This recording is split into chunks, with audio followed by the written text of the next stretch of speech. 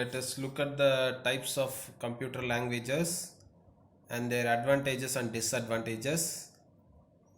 Hmm, The two basic types of computer language: low level languages, a language that corresponds directly to a specific machine, and high level languages, any language that is independent of the machine. There are also other types of languages which include system languages. These are designed for low level tasks like memory and process management. Scripting languages, these tend to be high level and very powerful. Domain specific languages, these are only used in very specific contexts. Visual languages, languages that are not text based. And esoteric languages, languages that are jokes or are not intended for serious use. So programming language, as you can see the flow chart, the low level language, it corresponds to the machine language and assembly language, and there are high level language like the general purpose and specific purpose high level languages. Low level computer languages are either machine codes or are very close to them. A computer cannot understand instruction given it to in a high level language or in English. It can only understand and execute instruction given in the form of machine language, that is binary codes.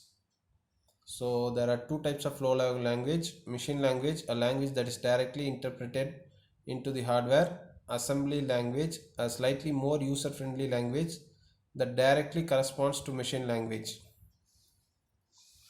So machine language is the lowest and most elementary level of programming language and was the first type of programming language to be developed. Machine language is basically the only language that a computer can understand, and it is usually written in hex. In fact, a manufacturer designs a computer to obey just one language, its machine code, which is represented inside the computer by a string of binary digits, that is 0 and 1.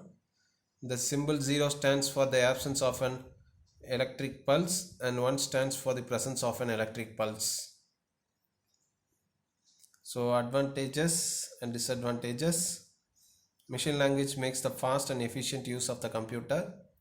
All operation codes have to be and the disadvantages: all operations codes have to be remembered. So the advantage of this is it requires no translator to translate the code. It is directly understood by the computer. But the disadvantage is all memory addresses have to be remembered, and it is hard to amend or find errors in a program written in the machine language. So assembly language was developed to overcome some of the many inconveniences of machine language.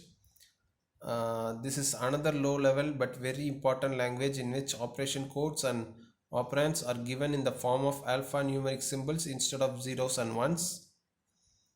These alphanumeric symbols are known as mnemonic codes and can combine in a maximum of 5-letter combination. Example: addition for addition and sub for subtraction, start, label, etc. Because of this feature, assembly language is also known as symbolic programming language. The instruction of the assembly language are converted to machine codes by a language translator, and then they are executed by the computer. So the advantages: assembly language is easier to understand and use as compared to machine language. The disadvantages: like machine language, it is also machine dependent specific.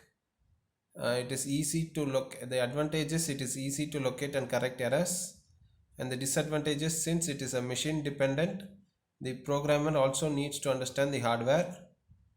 The advantages: it is easily modified. So now let's see about the high level computer languages. High level computer languages use formats that are similar to English. The purpose of developing high level language was to enable people, so the humans could easily understand and write programs easily in their own native language environment, that is English. High level languages are basically symbolic languages that use English words and mathematical symbols rather than mnemonic codes. each instruction in high level language is translated into many machine language instructions the computer can understand. So, so as you can see, these are some of the points of the high level language. The first language was developed in 1950. It is called Fortran, and each instruction creates many machine instructions. So one instruction in a high level language will create many instructions in a low level language, and this is high level languages are more portable between machines. Uh, the binary code created by the high level language is called machine codes.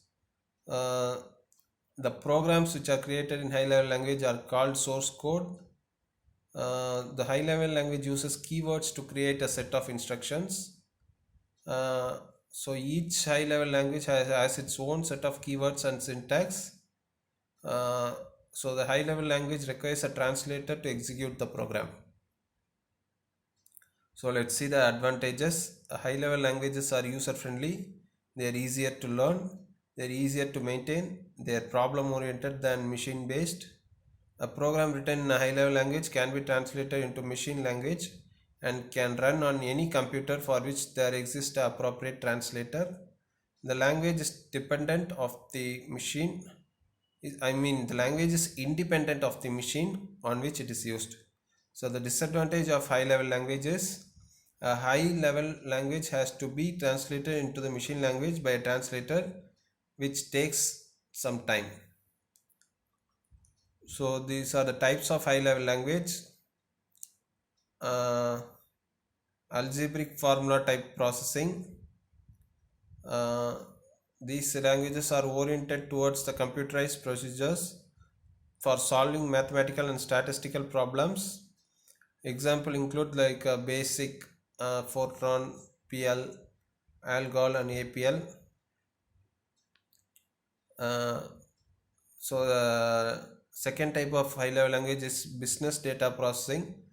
These languages are best able to maintain data processing procedures and problems involved in handling files. Some examples include the COBOL and the RPG. The third type is a string and list processing.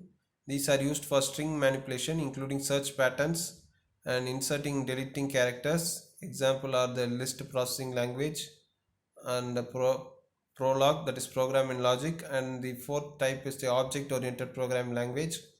And the computer program is divided into objects. For example, like the C++ and Java. Visual programming language. These programming languages are designed for building Windows based applications, and the examples are Visual Basic, Visual Java and Visual C. So that's all guys. I hope that would have been for you, it would have been a good getting an idea about the languages, computer languages. I'll meet you in the next video. Thank you all.